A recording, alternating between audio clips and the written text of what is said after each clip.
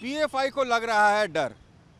जी हां, popular front of India को लगने लगा है प्रतिबंध का डर। पॉपुलर फ्रंट ऑफ इंडिया को इस बात का डर कि उस पर बैन लगाया जा सकता है और उसके लिए पीएफआई ने एक रणनीति बनाई। रणनीति ये कि पॉपुलर फ्रंट ऑफ इंडिया पर अगर बैन भी लग जाए तो वो छोटी छोटी इतनी शाखाएं देश भर में बना ले अलग अलग नामों से कि उनका काम खत्म नहीं हो। जो हाल सिमी का हुआ, जो हाल आईएम का हुआ, वो हाल पीएफआई का ना हो। आप सोचेंगे कि मैं ये किस आधार पे बोल रहा हूँ, तो मेरे पास एक एक्सक्लूसिव इंटेलिजेंस की रिपोर्ट है। ये देखिए, वो इंटेलिजेंस की रिपोर्ट है, वो भी मैं आपको दिखाऊंगा।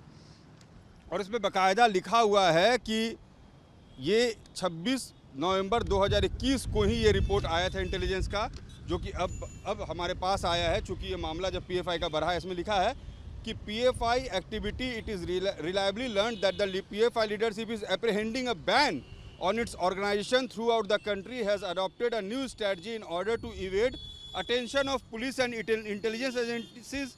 It is informed by the national leadership that the state leaders should constitute number of welfare societies in different names and conduct program as per PFI agenda to maintain hold over the cadre, and that the said society should be registered at local registrar of societies and firms.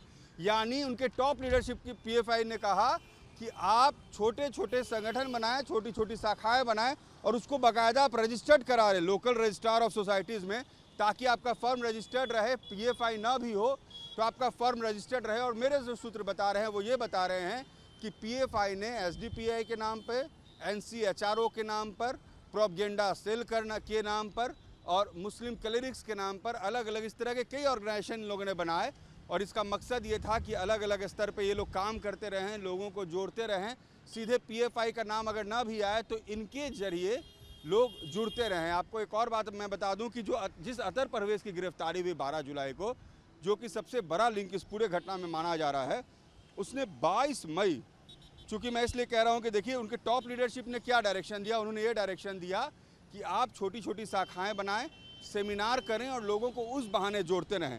अब मेरे पास जो जानकारी है वो ये है कि अतर ने एक सेमिनार 22 मई 2022 को पटना के आईएमए हॉल में किया था और उसका जो शीर्षक था, जिस इशू पर सेमिनार कराया गया, वो था कैपिटलिज्म इन फासिज्म। कैपिटलिज्म इन फासिज्म के नाम पर पीएफआई के एनसीएचआरओ यानी ह्यूमन राइट ऑर्गेनाइजेशन इन लोगों ने एक बनाया है, उसके तहत ये सेमिनार कराया गया था। और वहाँ पर ये तमाम लोग थे। अतर परवेज़ खुद मंच पे मौजूद था। बताया जा रहा है रियाज, जिसकी तलाश पुलिस कर रही है, वो भी इस सेमिनार में मौजूद था। यानी इनके जितने हार्डकोर मेंबर्स थे वो तमाम लोग सेमिनार में पहुंचे थे और इस सेमिनार में कई चर्चाएं हुई थी। यानी जो ये इन्फॉर्मेशन हमारे पास है, ये और पुख्ता इस बात को लेकर हो जाती है कि जिस तरीके से पीएफआई ने अलग अलग विंग बनाया और इस विंग के सहारे इन लोगों ने लोगों को जोड़ना शुरू किया और जिस तरीके का आदेश अतर परवेज़ को अपने आकाओं से मिला, उसी तरीके से उसने पटना में सेमिनार भी करवाया और उसमें लोग भी पहुँचे। वहाँ ट्रेनिंग और ट्रेनर की चर्चा भी हुई और कोशिश पीएफआई की अब ये है कि अगर प्रतिबंध इस पर लगाया जाए तो सिमी और आईएम की तरफ पूरी तरह से पीएफआई बंद ना हो, इसकी जो बाकी शाखाएं हैं वो काम करती रहे, लोग उससे जुड़े रहे। वीडियो जर्नलिस्ट सत्येंद्र के साथ रजनीश सिन्हा, न्यूज़ नेशन, पटना।